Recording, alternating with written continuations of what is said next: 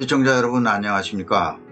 김정구 지스토TV입니다. 지난 8월 9일 대선 직후 20만 명이 민스크의 영웅도시 오벨리스크 광장으로 몰려들어 루카센코 독재 세력을 놀라게 했던 벨라루스 반정부 시위가 오늘 19일 일자로 100일을 넘기게 되었습니다. 최근 시위의 양상은 루카센코 대통령 하야 외에 구금자들을 풀어달라, 그리고 8월 시위에서 사법경관에게 붙잡혀 구타당한 후 깨어나지 못하고 사망한 31세 청년 로만 반다렌코를 비롯한 사망자의 추모 시위가 큰 대세를 이루고 있습니다. 독재자 루카센코 대통령 하야 시위가 장기전에 돌입한 양상을 보입니다. 야권 지도부 여성 지도자 대선 후보였던 티아노프스카야 리투아니아에 머무르고 있으며 마리아 콜레스니코바는 이제 투옥된 것으로 전해지고 있습니다. 베로니카 체프칼로 역시 해외에 거주하면서 주말 시위를 강도 높게 이끌어가고 있는 중입니다. 전 외교관 발레리 체프칼로에 의하여 결성된 벨라루스 구국전선 내셔널 셀베이션 프런트 오브 벨라루스, 이런 기구를 만들었는데 이 기구가 해외에서 정권을 실력으로 탈취하겠다는 그런 목적으로 활동하고 있는 것으로 알려졌습니다. 이 구국전선은 약간 평화적인 방법 말고 좀 무력적인 방법까지도 우리는 불사할 수 있다, 이런 의견을 말한 것으로 알고 있습니다. 루카센코 대통령은 국민의 목소리를 기울여 순순히 물러날 것 같지는 않습니다. 외국에 망명해 있는 지도자들을 불법 시위 주도 혐의를 적용하고 있습니다. 루카센코는 시간을 벌면서 날씨가 차가워질수록 특히 시위 세력이 그 기세가 꺾일 것으로 기대하고 있지만 반정부 시위는 경찰의 진압에 위축되는 느낌이 없습니다. 루카센코는 반체제 시위 세력을 얕보고 체포나 폴란드에 의해 조정되는 양떼들이라고 규정하고 있습니다. 시위 세력 배후에는 우크라이나와 러시아도 있을 수 있다, 이렇게 말했습니다. 러시아 야권 블로거 나발리가 벨라루스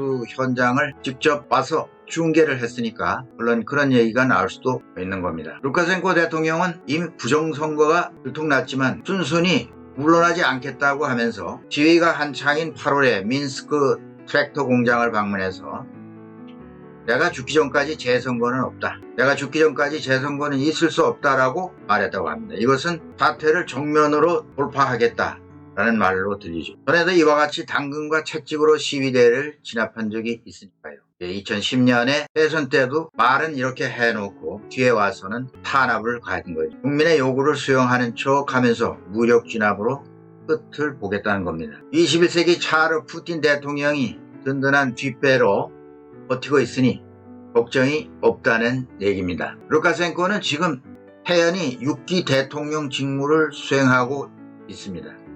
하지만 속마음은 다가올 자신의 미래를 걱정하고 있다고 부인할 수 없겠죠. 시위와 관련해서 현재 경찰의 체포 구금, 계속되는 체포 그리고 구금이 이어지는데, 이유는 루카센코와 관료 14명을 제외하여 유럽 내 재산과 여행을 금지시키는 등 제재를 계속 하하고 있지만 대통령은 아랑곳하지 않습니다. 현재까지 체포 구금된 사람은 7,000명에 이른다는 보도가 있습니다. 이번 방송은 11월 들어서면서 야권이 벌리는 대통령 하야 투쟁이 멈추지 않고 더욱 거세져서 혹시 유혈 사태가 불가피하게 되면 루카센코 대통령이 선택할 수 있는 선택지가 무엇일까? 그리고 미래에 펼쳐질 벨라루스의 정치 지형, 과연 민주화가 이루어질 것인가? 어떤 양상으로 변화를 해갈 것인가 라는 것을 제 상식선에서 간단히 짚어보기로 하겠습니다. 루카센코 대통령은 앞으로 어떤 선택이든지 해야 할 시점에 도달하지 않을 수 없다는 이야기입니다. 첫째 선택지는 앞으로 앞서 말씀드린 대로 일단 추워지는 날씨 변화와 유럽에 확산되고 있는 코로나19 팬데믹이 도움으로 시위가 잦아들 것으로 기대하고 있을 겁니다. 물론이죠. 이 팬데믹이 금방 무슨 해결될 기미를 보이지 않고 있으니까요. 그렇지만 이런 자연재해 요인과 무관하게 대통령은 하야하라, 대선거를 실시하라 등을 내세운 야권의 민주화운동은 그 기세가 꺾이지 않고 있으니, 그렇다면 루카센코는 국가 안보와 사회 질서를 명분으로 국가 비상사태를 선포할지도 모릅니다. 국민의 기본권을 제한하고 군의 힘을 빌어 계엄령 체제로 들어가게 되는 거죠. 공포정치를 받아들여야 한다는 그런 결말을 맞이할 수도 있습니다.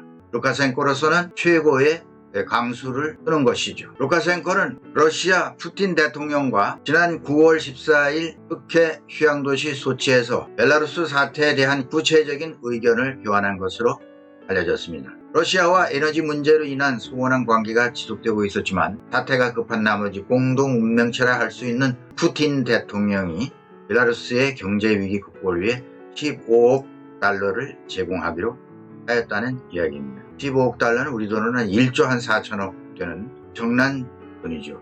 이 푸틴으로서는 반정부 운동에 굽히지 말고 힘으로라도 막아야 된다. 이렇게 주문을 하면서 특수부대, 무기, 또한 정보 요원 등 추가적인 지원도 약속하고 있는 것으로 알려졌습니다. 물론 러시아로서는 단기간에 걸쳐서 내려온 벨라루스와의 국가연합 문제 해결을 보고자 하는 속셈도 있다고 할 수 있습니다. 러시아와 벨라루스가 국가연합을 해서 한 나라처럼 왕래하고 소통하고 모든 경제, 정치적인 면에 있어 같은 나라가 되자. 이런 것을 푸틴이 주문을 하고 있었습니다. 푸틴은 이미 1년간 양국 영토 안에서 연합 군사 훈련을 하기로 합의한 바 있습니다. 러시아 탱크가 벨라루스 땅에 지축을 울리고 있습니다. 푸틴은 서방의 경고를 위한 목적이기도 하지만 전문가들은 여차하면 상황에 따라 우크라이나처럼 벨라루스도 강제 개입해서 경합을 한다고 할까요? 그럴 수도 있다고 하는 것을 우려하고 있는 것입니다. 야권 지도부도 이런 사태에 대처하기 위하여 우선 투쟁 수위를 평화적인 방법으로 호소할 것으로 보입니다. 유혈 사태가 잘못 일어나면 문제가 커질 수도 있으니까 독재국가 시민답지 않게 모범적이고 평화적 시위를 현재까지 보여주고 있습니다.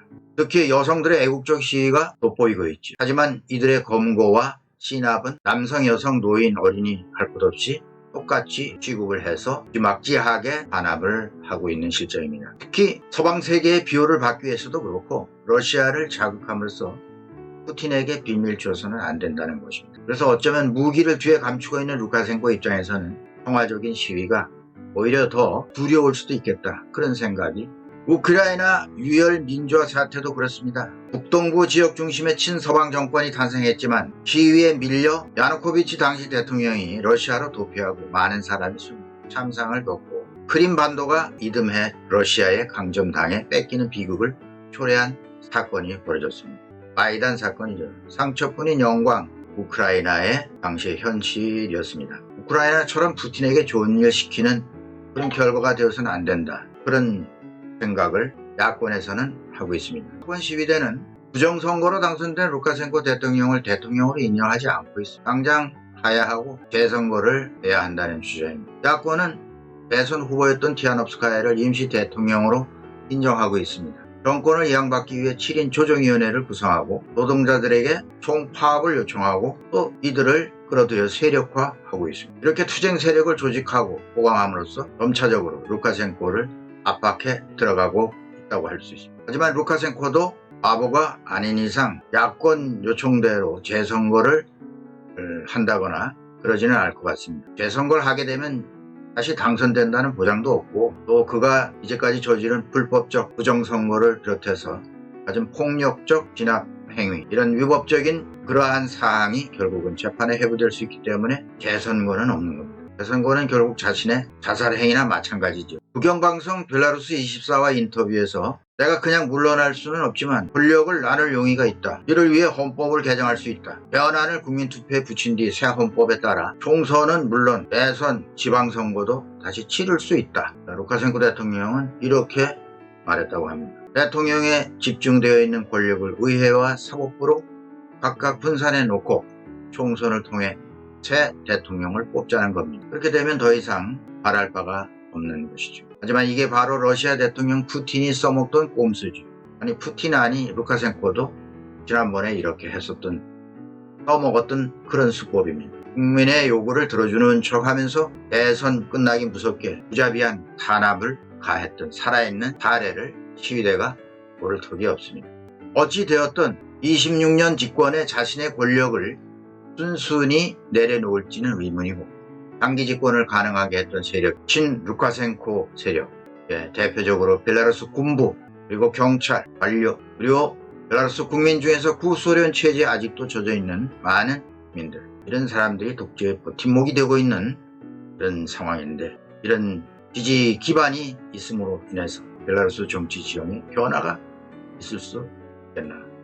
야권으로서는 민주화의 희망과 민주화의 그런 열망이 멀고 먼 길이라 하지 않을 수가 없는 것이죠. 여기서 우리는 벨라루스 사태를 보면서 어느 나라 독재자이건 간에 순진한 국민을 속이기 좋은 방법, 그리고 장기 독재 집권 수단으로서 합법을 더 씌운 최고의 수단이 바로 민주주의에 꽂힌 선거제도라고 하는 것. 선거제도를 이용한다는, 이 선거제도라고 하는 것은 민주주의의 최후의 불화와 같은 그러한 제도인데, 이것을 비틀어서 부정한 방법으로 독재를 유지하기 위해서 선거 부정을 저지른다는 그런 얘기죠. 벨라루스에서도 러시아에서도 뿐만 아니라 이 나라 저 나라 어느 나라 주변 나라를 보면은 그런 방법으로 독재 권력을 유지하는 그런 나라가 많이 있습니다. 더구나 정보화 시대의 도래와 함께 선거 부정이 더 쉬워졌다는 사실입니다. 그렇지만 선거 부정을 저지른 독재자들이 그 말로가 모두 비참했다고 하는 것도